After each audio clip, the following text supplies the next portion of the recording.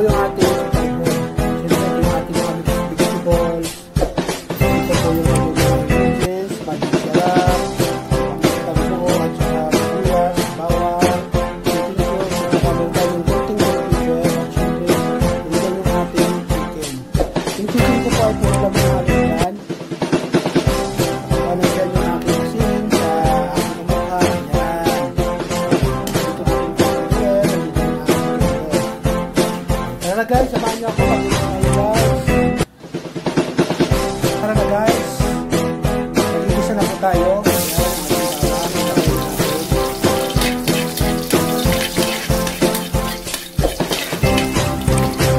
Kaya na natin ang ating sibuyas.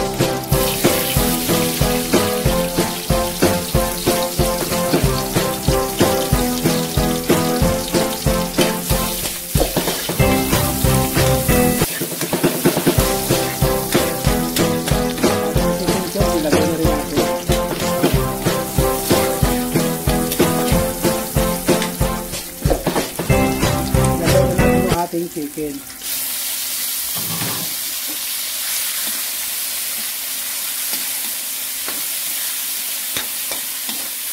Ang ating panglulutuin ay gisadong tutanghon.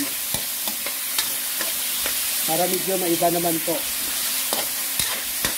Isa mo natin maigi yung ating chicken, i-marinate na natin yung ingredients niya para mas masarap ang ating chicken. Mas marasa kasi siya pagka na-marinate natin dyan sa pagkabisa na absorb niya lahat ng ingredients na ating ilalagay. Ilagay na natin yung ating pamintang buo. Ayan. Maglagay na tayo ng kunting magic sarap.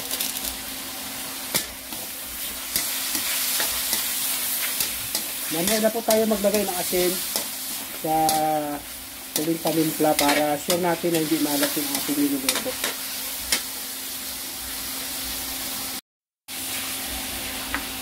At syempre guys, maglagay tayo ng toyo.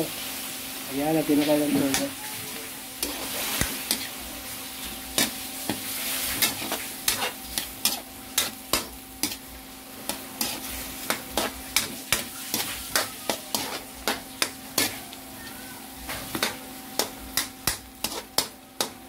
Hayaan muna natin siya ng medyo mga 3 minutes para mamarinate pa yung ating ingredients na nilagay dyan. Kaya ang gagawin natin dyan, takpan muna natin. At ayan na guys.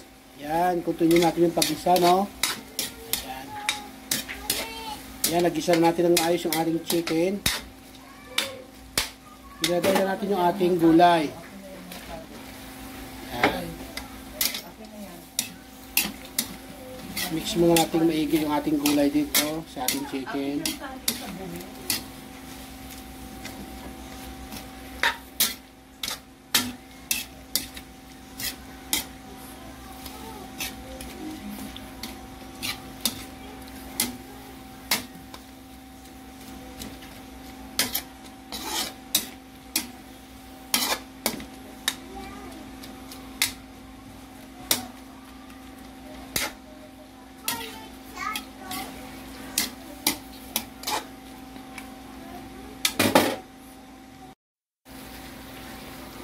At magad tayo ng isang basong tubig guys para maluto yung ating gulay.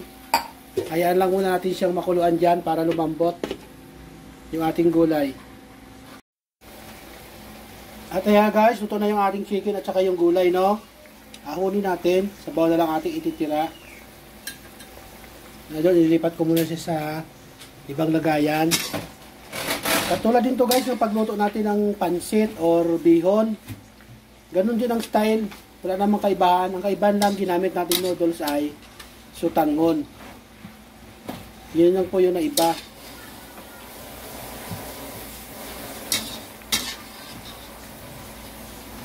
Ayan na, nailipat na natin. Ayan, nailipat na natin guys, no? So yung atin na lang dito intindihin yung ating sutanghon. Nandito ang ating sutanghon at ilalagay na natin. Ayan, siya naman yung ating iluluto dyan sa natirang sabaw.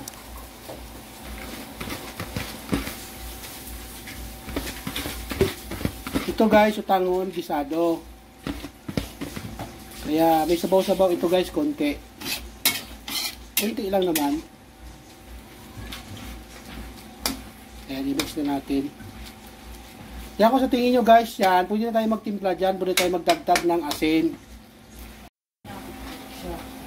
Ayan guys, pwede tayo magdagdag ng asin dyan, so sa tingin nyo, matabang pa yung inyong timpla sa sabaw. Ayan. Kasi ako naglagay na ako kunting asin.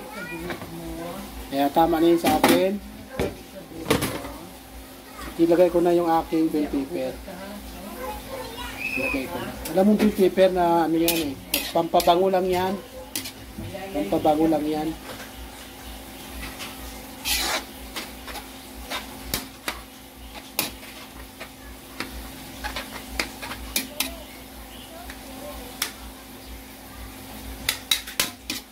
Hintayin na natin siya kumulo dyan at saka lalayan natin, ihalo-halo natin siya para hindi siya dumikit sa kawali.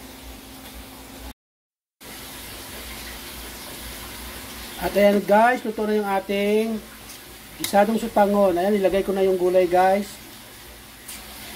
Ayan, tinidor lang ginamit ko para hindi madurog yung sutangon. Para ihalo. Kasi pag sandok, nadudurog. Ayan na siya guys, luto na guys. Ayan. Luto na yung aming ulam, sapunan, sutango na gisado with chicken.